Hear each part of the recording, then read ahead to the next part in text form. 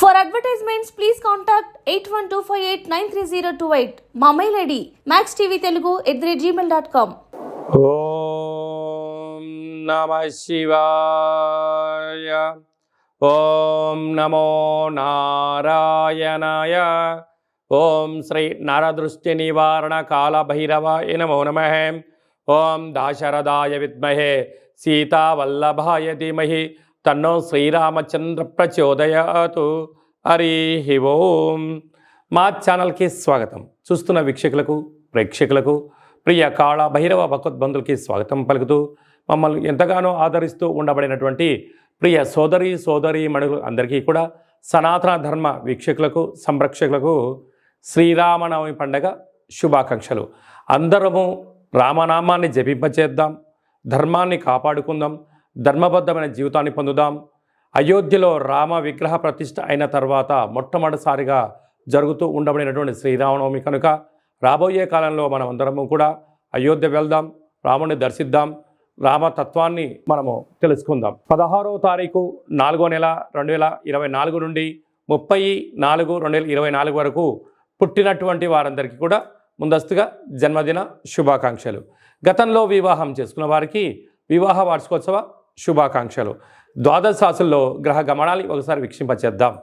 మేషరాశిలో రవి మరియు గురు సంచార స్థితి, కన్యరాశిలో కేతు సంచార స్థితి, కుంభరాశిలో కుజుడు మరియు శని సంచార స్థితి, మీనరాశిలో బుధుడు శుక్రుడు మరియు రాహు సంచార స్థితితో ద్వాదశ రాశుల్లో గ్రహ గమనాలు ఈ విధంగా ఉన్నాయి.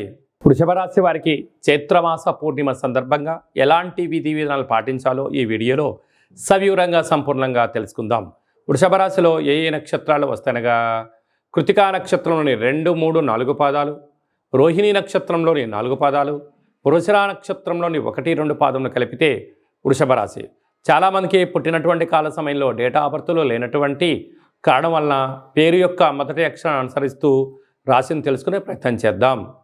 ఈ, ఉ, ఏ, ఓ, వా, వి, ఉ, వే, ఓ అక్షరాల వారందరూ కూడా వృషభ రాశి జాతకులే.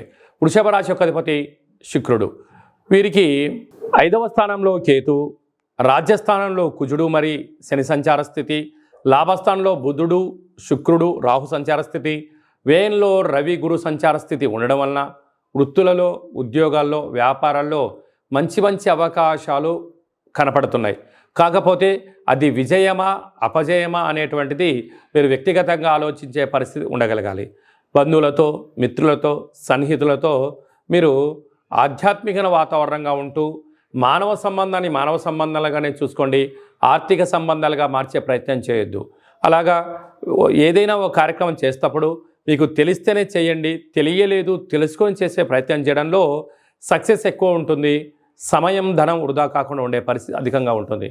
కనుక ఈ చైత్రమాస పూర్ణిమ రోజున వృషభ రాశి వారు తెల్ల జిల్లేడు వృక్షం దగ్గర ఆవు నేతితో దీపం పెట్టడం వలన మనశ్శాంతి కలుగుతుందని చెప్పి గమనించాలి. అలాగని ఇంట్లో కానీ వ్యాపారంలో కానీ ఫ్యాక్టరీలో కానీ ఏమన్నా ఇబ్బందులు ఉన్నట్లయితే ఒక దోషడు అన్నాన్ని తెలుపు క్లాతులో మూటకట్టి తెల్ల ఉల్లిగడ్డను అందులో వేసి దిష్టి తీసి ప్రవహించే నీటిలో కానీ తెల్ల జిల్లేడు వృక్షంలో వేయడం వలన ధనవృద్ధి కలుగుతుందని చెప్పి గమనించాలి.